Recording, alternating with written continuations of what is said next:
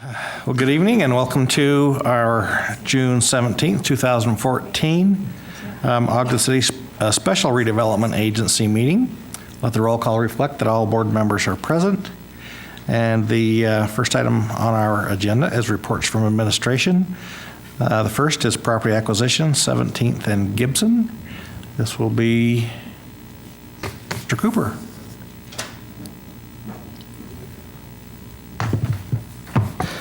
Thank you and good evening. There's some wonderful things happening in the city. It's really fun and cool to be part of it. And it's my privilege to present to you another project this evening. Before you is Resolution 2014-8, which is requesting the approval of a purchase contract for property located at 1781 Gibson Avenue. It's approximately 4.83 acres.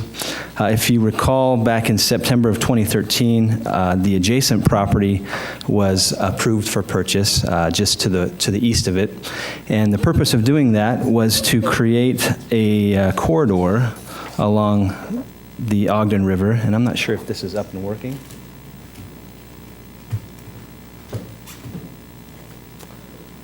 I don't want to break it. Can't say I blame you. In the packet, there are some maps, and as soon as we get this loaded up, I can give you some reference points. But again, last year there was a piece of property adjacent to the one that is before you tonight that was approved for purchase. Along with that, we're looking to purchase another 4 acres approximately, which would bring us to around 9 acres. You cannot leave these meetings.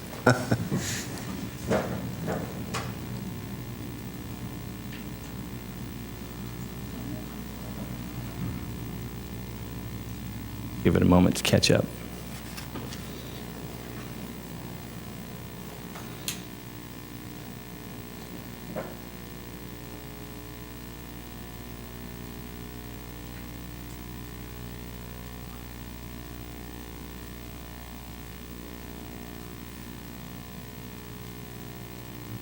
There we go. Thank you.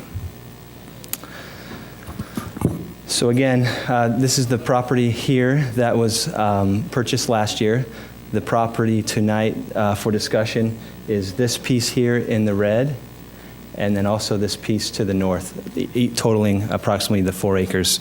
The purpose for this acquisition in total has always been to protect that corridor of the river that is one of the most unique and beautiful sections of the river restoration project that was completed a few years ago. We do have a master plan for this area. We feel that over time this area is a great location for residential development.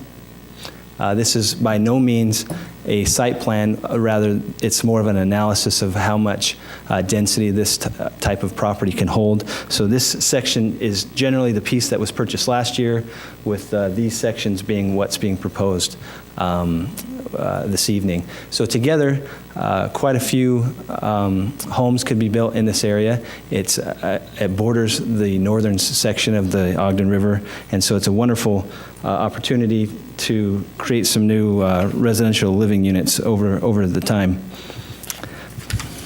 Again, we've presented this in the past. We see some of these types of homes being built in the area that would provide a unique living experience. This is a multi-unit mansion home. It reads as a single residential dwelling, but you can put multiple families in this building and do it comfortably. So that's kind of the idea behind the project. We do not have a developer for the project right now. Again, this is a preservation act in terms of acquiring the property, controlling it for a period of time, and then as market conditions dictate, we would then enter into an agreement with the developer to construct the homes. The terms of the deal are the purchase price is $446,762. There is earnest money payment due at the time of closing. That closing date is set for July 8th, pending approval. $10,000 would go as an earnest money payment that would be applied to the purchase price. And then an additional $7,500 would be paid at closing, which would be passed on through to the seller, which is basically a premium for the deal, and that will not be applied to the purchase price. That would leave $436,762 to be carried over a 5-year note at 5% interest rate, leaving $98,907 due on a yearly basis for those 5 years. That money is being sourced from RDA housing funds that are currently available and projected, and those housing funds are eligible to be used outside an RDA district for housing projects such as this. So with that, I'll take any questions.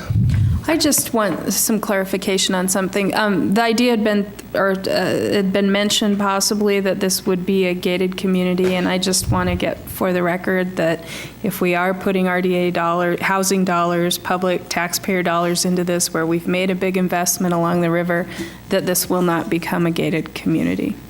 Is that correct? Yeah, I think that the notion of that idea was in a meeting discussing opportunities for development.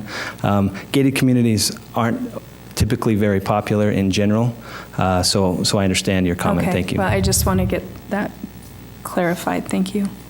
Brandon, can you review the zoning for that area? Is it for residential at the present time, or? No, it would require to be rezoned. And we would do that sometime between now and when the development happens. We would want to be strategic in how we would do that. So we're working with planning staff to figure out what type of zone it would be, if there are any additional conditions that we would apply to the zone. Because it is such a special place close to the river, we may want to think about how those two, the river amenity and the neighborhood development, interact together. So there's a trailhead access there that puts you on the pathway, so we'll want to consider that as well as we look at how the neighborhood is planned and zoned. So that'll come before us later date. That'll go before the Planning Commission, and then also to the mayor. What about the utilities? Do we have any utilities in that area that we need to be? There are utilities on 17th and on Gibson. Gibson stops here. This is just a dirt road, essentially. This is 18th Street, which is actually not a city road, or dedicated city road. So the utilities kind of come here and stop, and they do come in this area, but they would have to be extended down and dispersed through the subdivision, and that would be a development cost as plans become clear as to what this looks like. And will you quickly clarify how RDA money, you said that right at the end, is used for housing even though it's not in an RDA development? Right, so 20% of RDA funds out of 10 RDAs is reserved for housing dollars. And those housing dollars are able to be spent on housing projects either within an RDA district or outside of an RDA district, as long as it's for a housing purpose. So it can be used for land acquisition, infrastructure, things like that to help facilitate a housing We can do development. infrastructure, land purchase, development of houses. But it has to be used for housing. Mr. Cooper, and that, to clarify, that is state law, right? Yes, And that is state law. That's required by state law. Yeah. Any other questions for Mr. Cooper? Thank you. Thank you. We would like to accept public input on this, if there were any public here. And seeing that there's no public, if there's no further discussion, I'll go ahead and make a motion that we adopt proposed resolution 2014-8. Second. Okay, we have a motion by Vice Chair Gochner and seconded by Board Member Garner. And this is a roll call vote.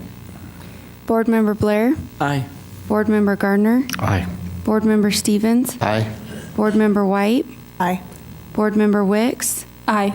Vice Chair Gochner? Aye. Chair Heyer? Aye. And that passes. Next item is property acquisition, track line economic development area. I assume you'll present for that one also. I'm the only one left. Okay, pretty much. Sir Beck is still here. Oh, and he's very capable. I'll trade him. So I mentioned how excited I was to be part of all of our projects in the city. There's probably none that I'm more excited about than the Trackline economic development area, and specifically the Ogden Business Exchange, which is what we're speaking on tonight. Here's an aerial view of the stockyards quite a few years ago. That dark brown section in the middle was actually the actual pens, the corrals, before they were demolished about 2.5 years ago. So this is a good picture of when both the sheep building and the stockyard corrals themselves were still intact. Right now, both of those structures have either collapsed or been pushed over. This map represents the properties that will be under consideration for purchase tonight. These are all represented in individual agreements in your packet. You have a purchase contract. You actually have 4 purchase contracts and 1 lease purchase option agreement.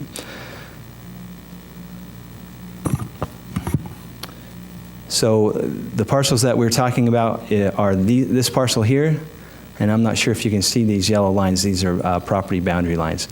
This property here,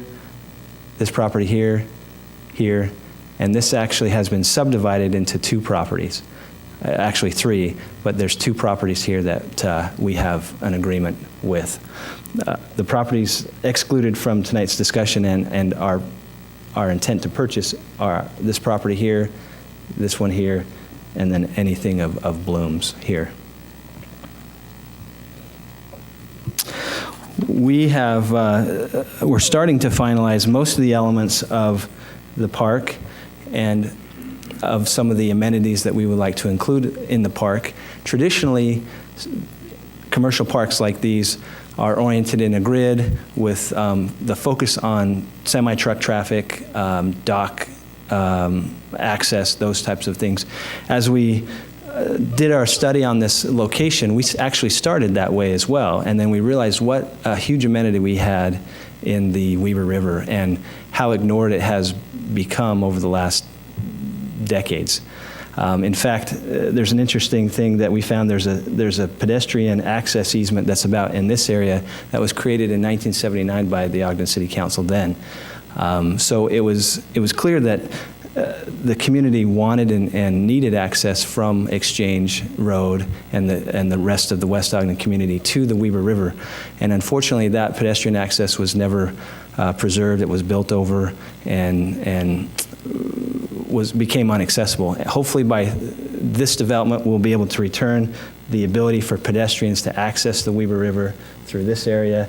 We'd be able to create some amenities that not only would bring commercial businesses here, but reintroduce this section of the river back to the community and allow them to engage with it in a way that they have never been able to for a long, long time. In addition, we have oriented the buildings. These white boxes here represent some buildings, and we've oriented those buildings actually out. So they face their front doors. This one is Brentag, but buildings as we build them here, their front doors would be faced out towards the river so that pedestrians and visitors and those types of folks would be able to come on a perimeter route, which we're actually calling the track line, ironically, and access the buildings on the front. And this interior road would bring the truck traffic and any type of employee traffic. So we've split the traffic, we've created a buffer between the river and the buildings, and we've almost provided for an LA or a promenade type of an experience through that perimeter. So we're excited about that, and we think that it will attract the types of companies and the types of businesses that we want here, which are oriented to the outdoor industry. Here's a newer version of that. We've put some 3 dimensions to it. It's a little hard to see on this overhead. Same type of thing, but we've added some buildings to it. You can see the light blue, or excuse me, the dark bluish gray is where the parking would be. The white would be the buildings. There's a heavy focus on the landscape aesthetic of the site, making sure that, again, the traffic is separated, and instead of being truck-centric, we're pedestrian and bicycle-centric. So we're excited about that. So are we. So is there a reason to have cars along the perimeter route? Yeah, there If is. there's no parking? This plan doesn't show parking. There will be parking included as we get to the engineered drawings. These are conceptual. As we get to the engineered drawings and look at topography, we'll create both public parking and private parking. Let me go back to, With the one drawing, it looked like the parking was confined to the interior and not exterior. right, so most of the parking for the businesses will be here. We would likely punch in some parking here and there for just regular public parking. Also, we'd like to widen up this area where the kayak park is now, and we'd maybe create some parking there. We have some opportunity to create parking here also by the current kayak parking location and pavilion. We're creating the track line, or this perimeter road.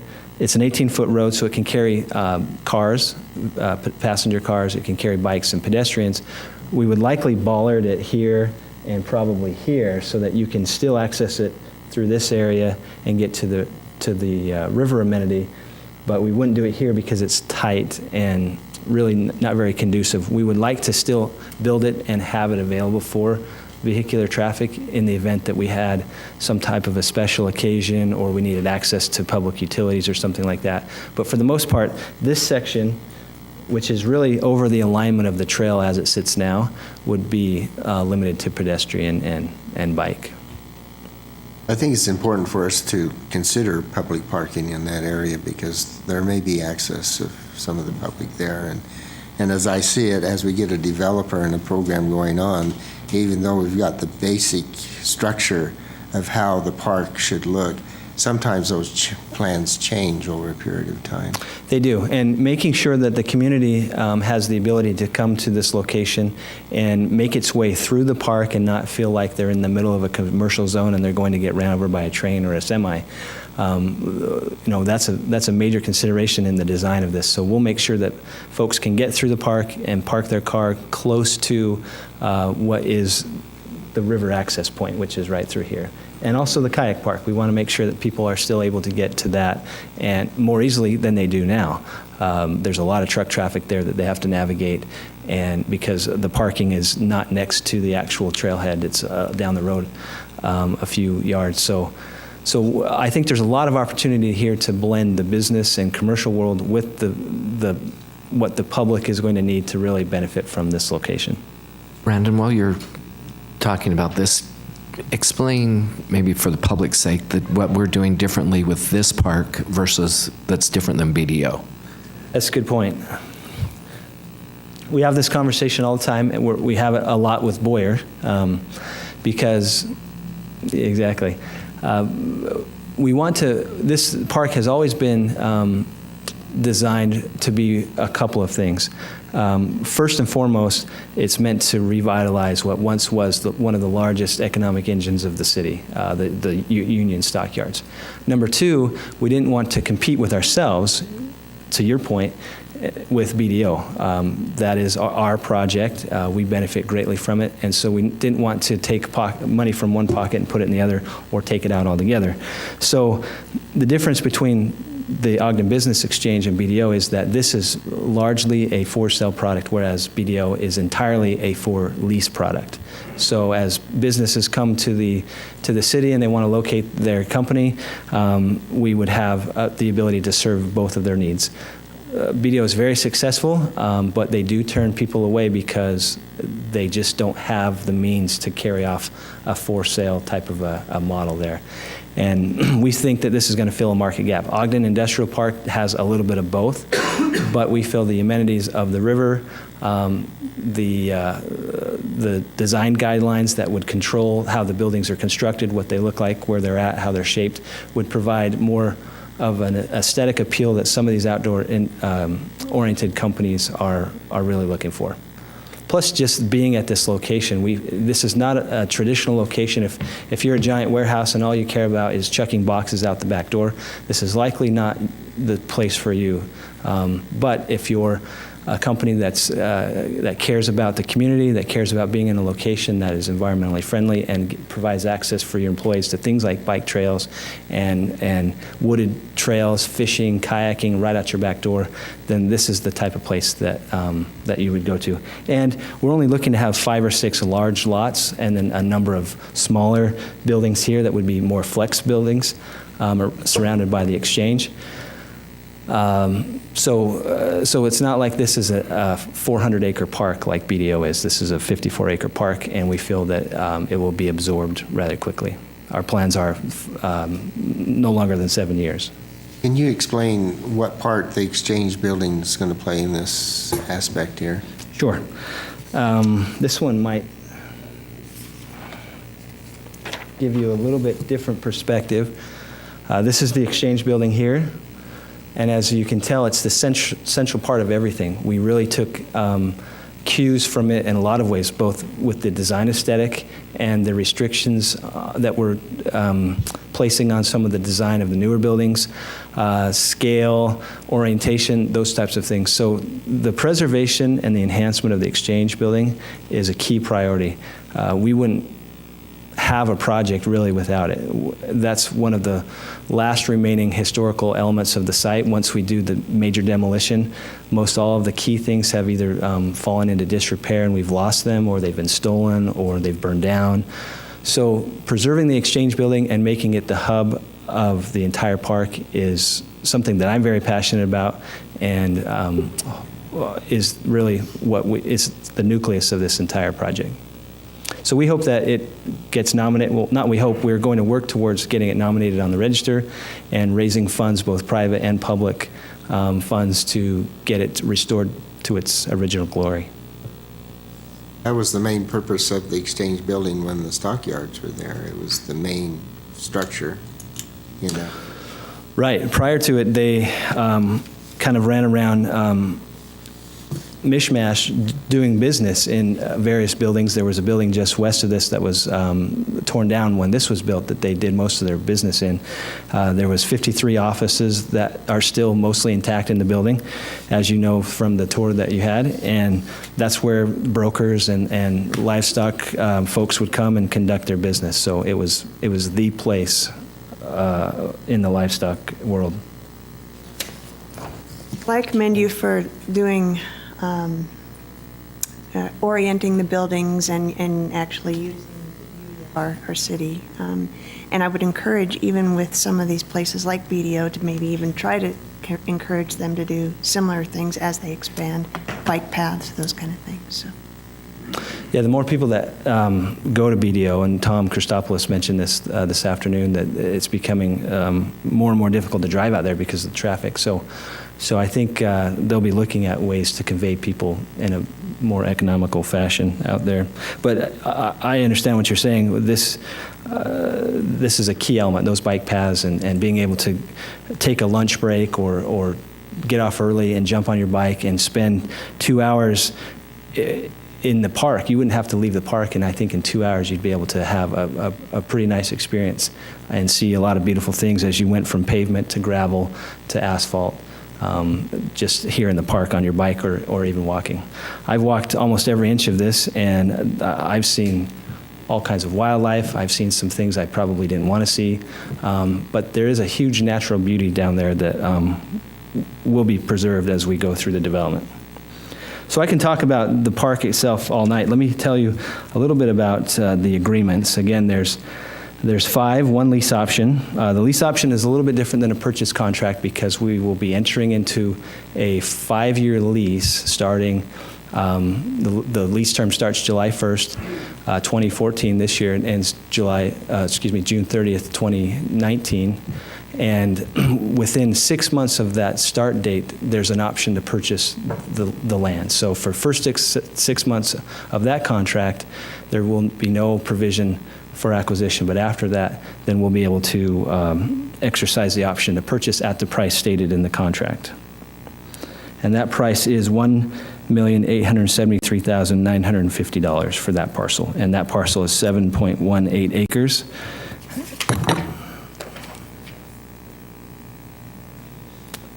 it's this parcel here. And if we choose to purchase it or have the ability to purchase it, will it be similar terms to what we've seen with the other? I know you haven't hit those yet, but will it be similar terms to what we're looking at as far as the other purchasing? No, so the consideration that we received from the seller, instead of seller financing in a traditional contract, was the lease, and they had some tax scenarios that they needed to avoid. So they allowed us to lease it for a very small amount until the date that we want to purchase it, and we won't purchase it until development gets to that point. Development will start on the east side, just north of Brentag, so this parcel here, and we'll move our way west. So when the day comes that we exercise the option to purchase, it'll be a lump sum payment. There won't be new terms applied to it. That's a good question. So the next contract is for National Federal Lands Conference, which is here and here. This is the Burt Smith property. Those two parcels have a purchase price of $1,405,712. There will be a down payment at closing of $130,000, which then would leave a balance of $1.275 million, and that would have a 5-year term as well from the seller.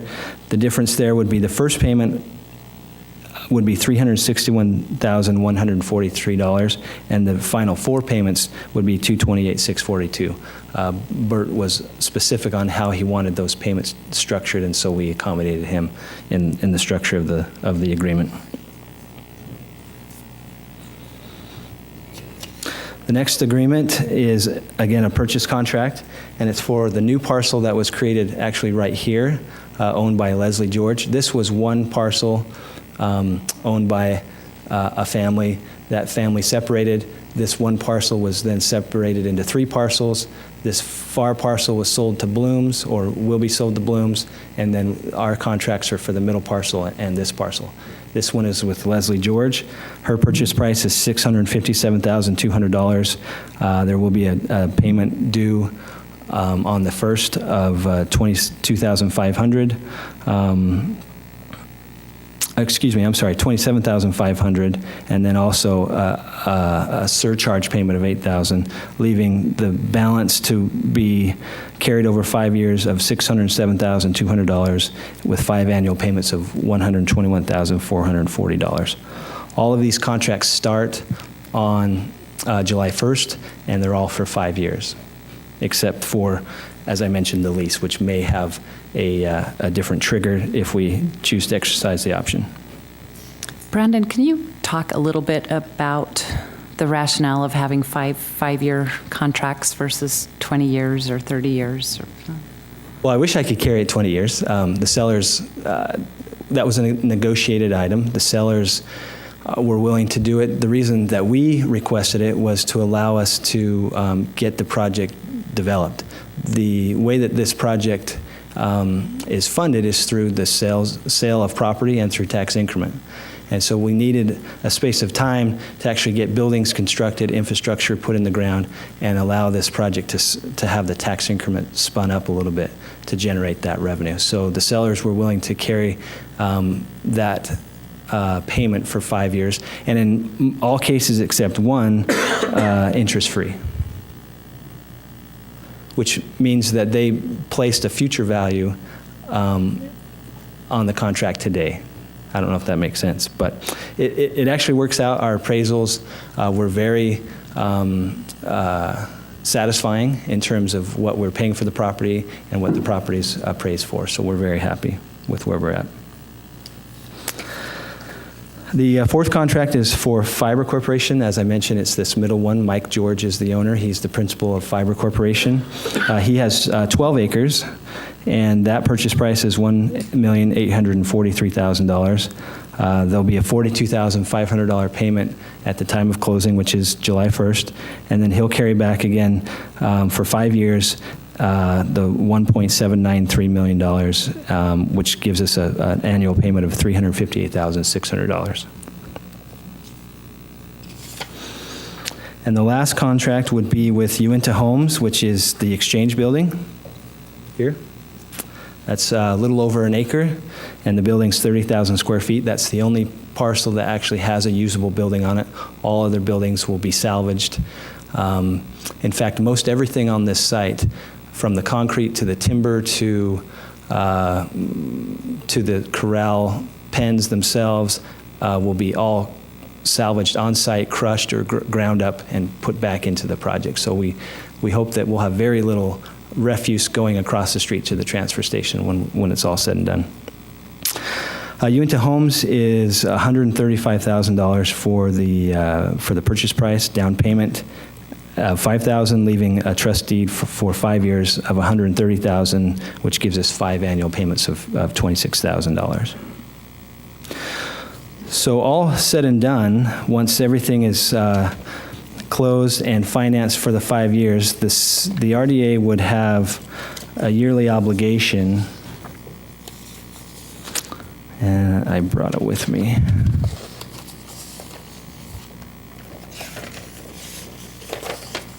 So the yearly obligation would fluctuate from $860,000 for the first year because of that increased payment to Burt Smith. Year 1 would be $860,000, and year 2 through 5 would be $783,901. This money is intended to be paid from the HUD Section 108 loan, which is still pending. We're working with HUD right now in the review process. It's going well. They've asked a lot of questions. We've given them a lot of answers. The resolution before you tonight is an approval conditional upon the receipt of the HUD 108 loan. We expect to receive a confirmation of funding by the end of the month. We won't receive the actual funds by the end of the month, so we're requesting approval with just the commitment alone, expecting that we would receive the funds sometime in July or August after underwriting and the paperwork gets through both systems. So that's how those payments and those purchase contracts will be funded. And again, I recommend approval of the resolution pending the HUD 108 commitment. Just one clarification. So if that all doesn't come through till August, does that throw off any of these? The closings? We actually have been able to discuss with administration and you folks as a city council for BDO lease revenue that has been in fund balance, $230,000, I believe, that would actually take care of the down payments required to be paid at closing. So the answer is no, we won't have the necessary funds to pay the annual payments by July 1st, but we do have enough to close, and we feel comfortable doing that pending your approval, knowing that the HUD funds would come through the commitment. So if we don't get HUD funds, all bets are off. We won't use BDO lease revenue to close. The contracts will be canceled, and I will have a very bad day. It's just the actual funding from HUD that may be delayed. Is that what you're?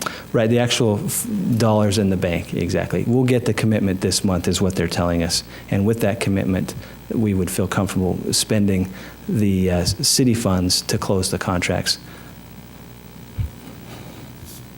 Okay. Chair, if I Yes. might, on page 148 of your packets, there was an error in the Leslie George documents.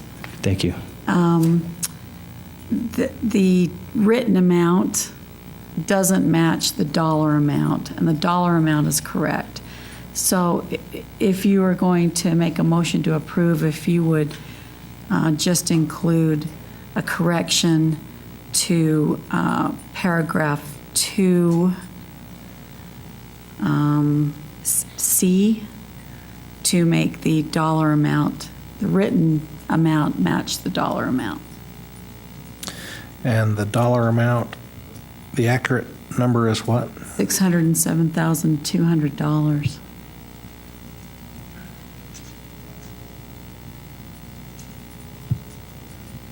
Okay. Thank you.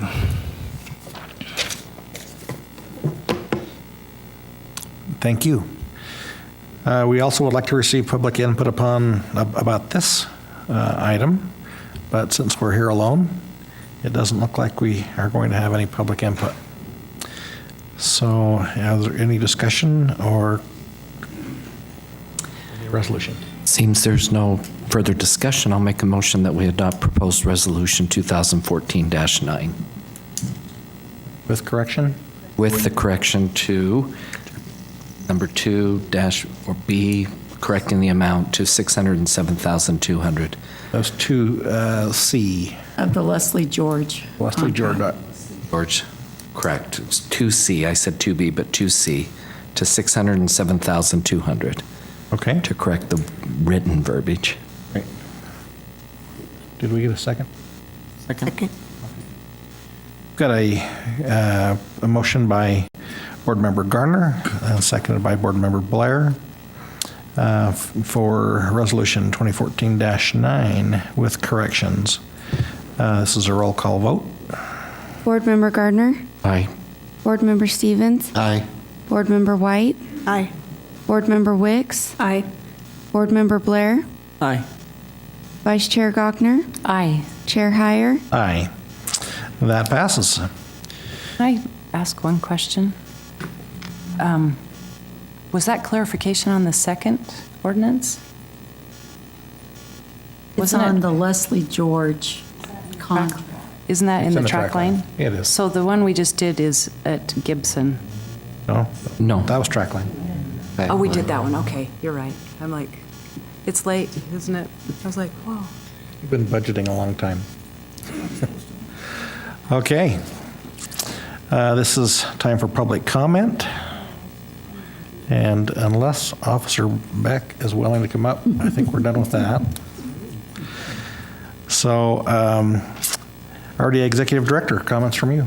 One quick thing, I'd like to thank Mr. Cooper. He's shown great vision and tenacity to pull a really dynamic project together. I know he's been working on this for a long time, and I commend you for that. So thank you very much. And then Mark had one quick clarification he wanted to make. It was called to my attention that what I said about Mr. Goodwin in our previous meeting might have been mistaken. Mr. Goodwin has been a magnificent employee, and what I intended to say was that he is looking forward to retirement. It may not have come out that way. So I apologize to Mr. Goodwin. He has been a great employee, and we're sad to see him go. So thank you for letting me make that correction. Thank you. Board members, comments? Motion to adjourn. I'll second it. We've got a motion by Vice Chair Gochner, second by Board Member Wicks for adjournment. All in favor? Aye. Any opposed? As a reminder, we will have a city council work session immediately following this meeting.